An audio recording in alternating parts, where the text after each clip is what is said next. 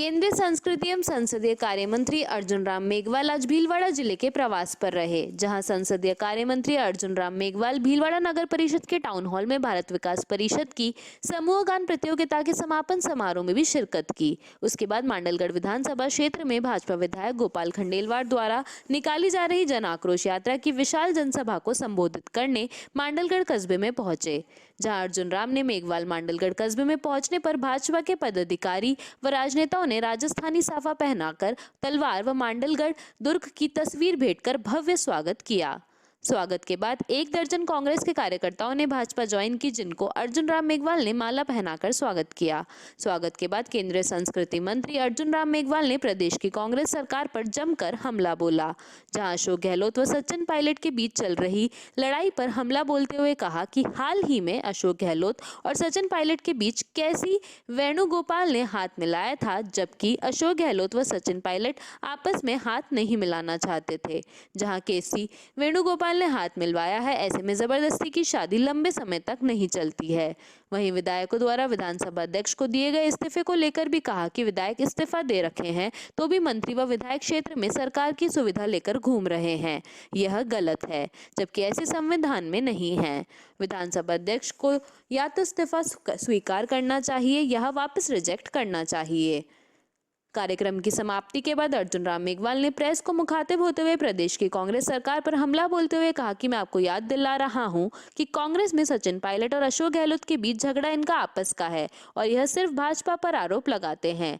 Pilot Delhi क्यों गए थे? सचिन पायलट ने उस समय कहा था कि मेरे फोन टैप हो रहे हैं। बाद में पायलट को एसओजी को जिस दिन नोटिस मिला, नोटिस मिलते ही वह दिल्ली गए थे। कांग्रेस में जो लड़ाई चल रही है यह कांग्रेस का अंदरूनी विषय है।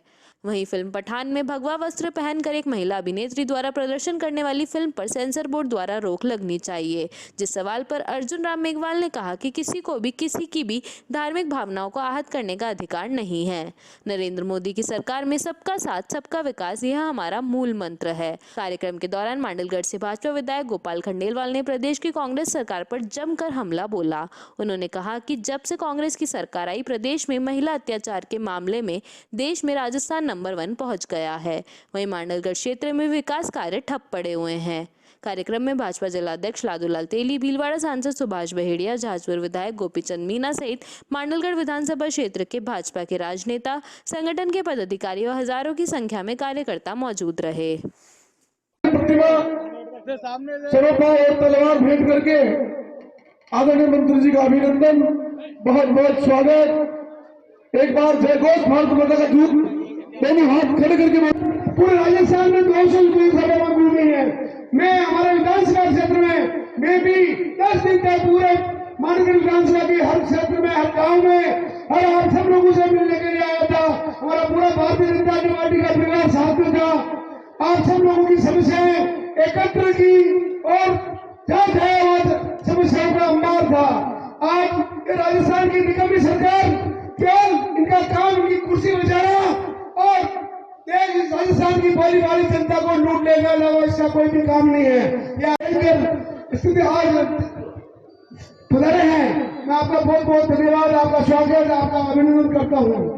मैं आपको कहना चाहता हूँ कि ये राजस्थान के प्रदेश अध्यक्ष ने हमारे प्रदेश के यशस्वी प्रदेश के सतीश जी पुणे साहब और उनके सभी सहयोगियों ने मिलकर राजस्थान की भ्रष्ट, निकम्मी और जंगल राज वाली सरकार जो अपने आप को कहती है कि हम इतना अच्छा काम कर रहे हैं, जनता के हितैषी हैं और 2023 में हम वापस चुनाव लड़के जीतेंगे, ऐसी निकम्मी और भ्रष्ट सरकार के लिए हमारे राजस्थान के प्रदेश नेतृत्व ने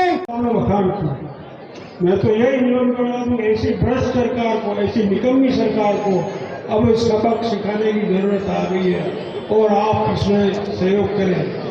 विस्तार से आदरणीय मंत्री महोदय बताएंगे आपको।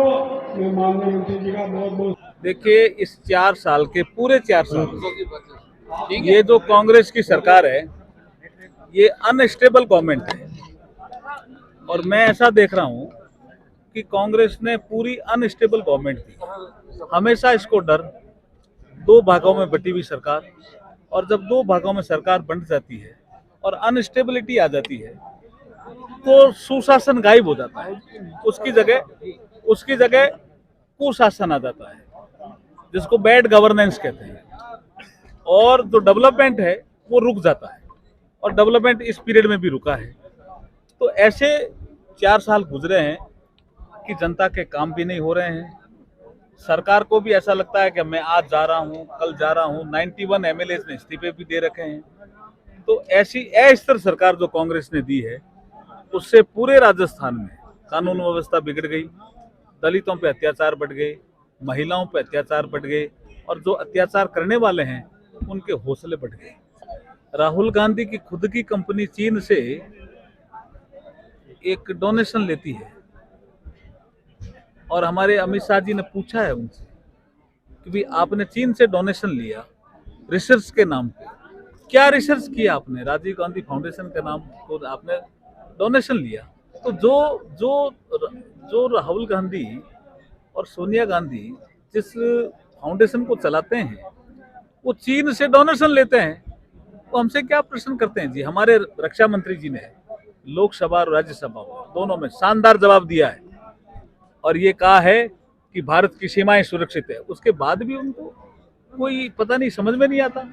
किसी की भी धार्मिक भावनाओं को आहत करने का किसी को भी अधिकार नहीं है। नरेंद्र मोदी जी की सरकार में सबका साथ, सबका विकास, ये हमारा खाली मंत्र नहीं है, हम इसमें काम कर रहे हैं। आप निश्चित मानिए, कोई भी व्यक्ति किसी भी धार्मिक आस्था को ठेस नहीं पहुंचा सकता नरेंद्र मोदी के शासन में, और अगर कुछ हुआ है तो निश्चित रूप से कार्रवाई होगी। पठान फिल्म पर रोक लगेगी। तो मैं वो उसी का सवाल का जवाब दे रहा हूँ, निश्चित रूप से कार्रवाई होगी।